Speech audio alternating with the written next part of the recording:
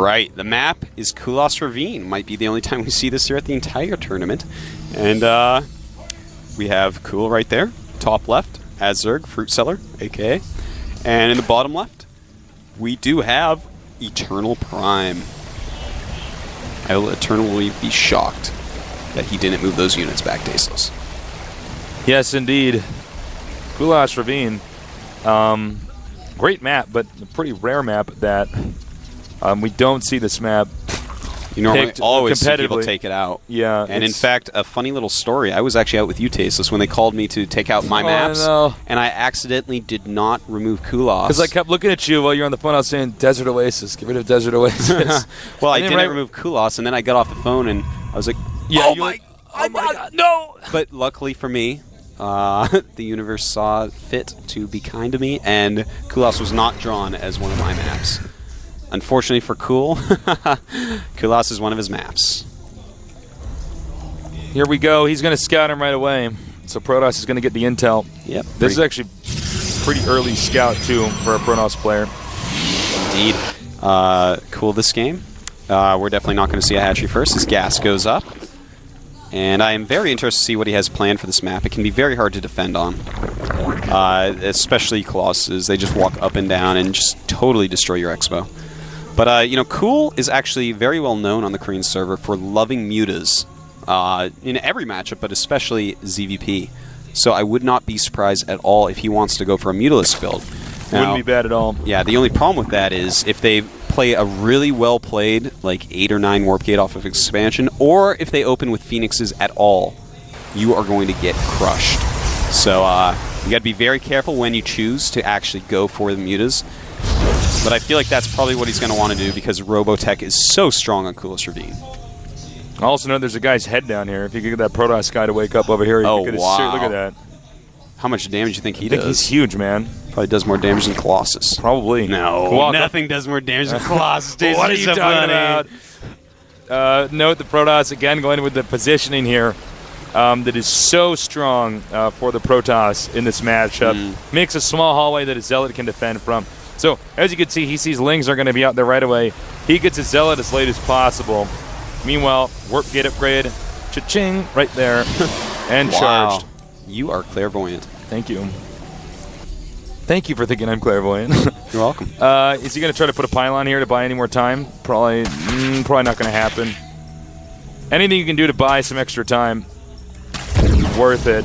And this drone is going to be... Oh. Ooh, look sneaky at that. Going to the gold base, I think. I think you're right. And I like cold that. glows. I would rather see him go to the other gold base. Yeah, over here. Far away. It's hard to be a little hit. bit wiser. But that's what he wants. Okay. Cool. You know, the Protoss base right now is looking like my breakfast.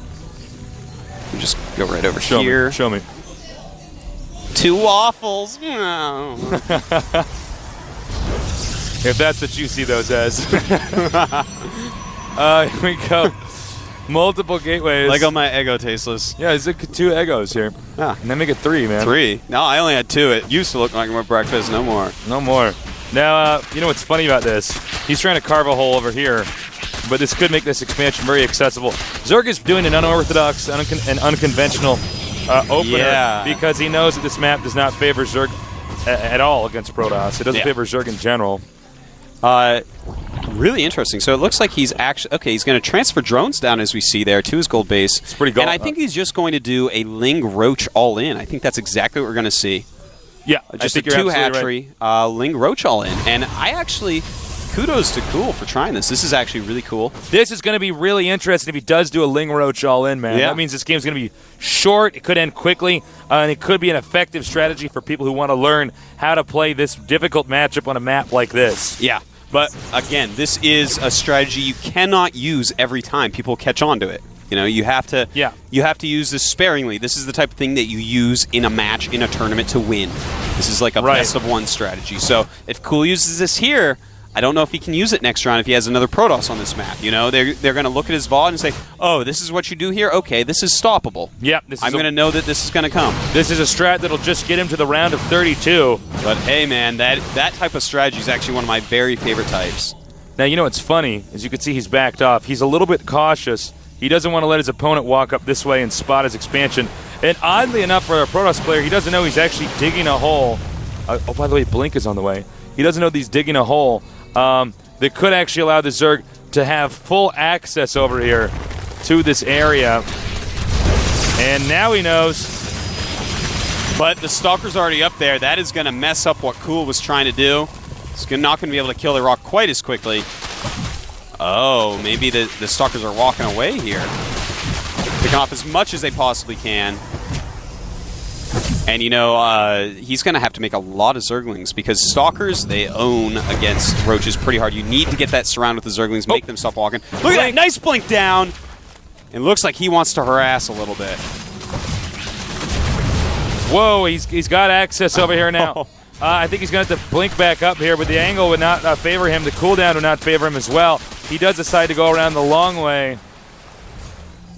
And, yeah, it looks like he will be able to hold pretty easily. Not stasis, force field wall over here. And remember, okay, nice. He leaps up onto the high ground here. And the thing is, Roaches don't have enough range to hit the Stalkers up there. Very nice, but the Spine Crawler does. When I see that range of the Spine Crawler, I wonder why it can't hit flying units. But that is going to force those Stalkers back.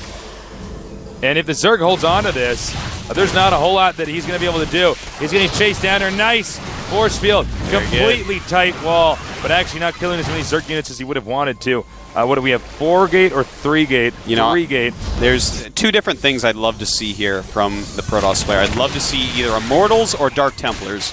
This guy's just on layer tech. He doesn't have enough mana to force field that any further. He's just going to keep backing up.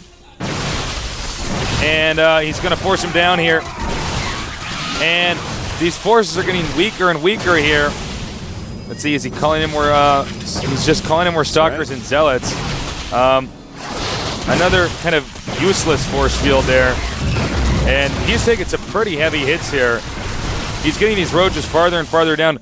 Right now, our FruitDealer, generally known as Cool, is doing a great job. Finally, we're seeing Blink used here in the micro battle. He wasn't really touching that before. He was almost like, oh, this is huge. Blinks away, very nice. The sentries are gone. Oh, no, this is really bad. It looks like Eternal may be losing right here. Beautiful attack by Cool. Such a cool strategy. It's so cool. Oh, probes just falling like they're nothing. And Cool has shown us, hey, this is one way you can beat a Protoss. That's going to be G and another G. I don't know why I said it like that. That's going to be GG. There's no way he can recover. Wow, Eternal Prime beaten with an unorthodox style on a map that he's not supposed to win on. You are cool. Wow. I know. He knows it, man. Look at him. Thank you. Yeah, yes. A lot of personality here at the GSL. That's achievement accomplished. That beat a Protoss on close ravine. That is an achievement. Crushing defeat here for his opponent, Eternal Prime, hoping to move on. Eternal, but not everybody. Happy. Yeah, but unfortunately, not everybody can move on. Our heart does go out to him, though. I look forward to seeing him in the next tournament. He did face one of the favorites here, so what are you going to do?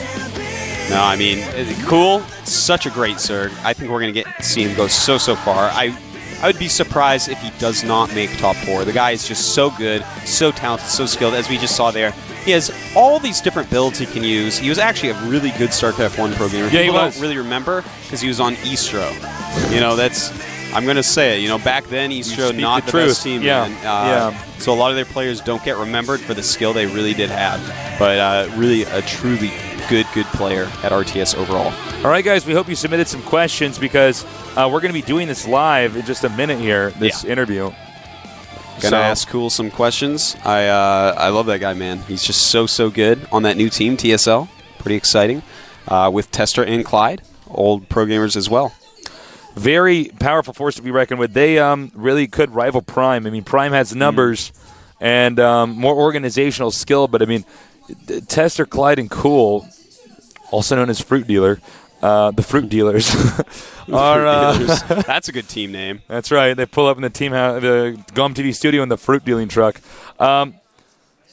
I mean, those are very good players. So I'm curious to see what the future of this is going to be. We're going to cut to a commercial here in just a little bit. And do an interview. And when I come back, I'm going to try to make sure my headphones are on the right side of my head, not having my backwards. I was like, God, this... You know that when you put headphones on backwards, like, this feels weird. It feels, and then I in my ears. Switch them around. And you realize that I had the microphone on this side. Yeah. So, we're going to be going to a commercial break whenever the Korean commentators have wrapped it up. I am Tasteless, and with me is Artosis. Check out thehandsomenerd.com to buy some cool esports stuff.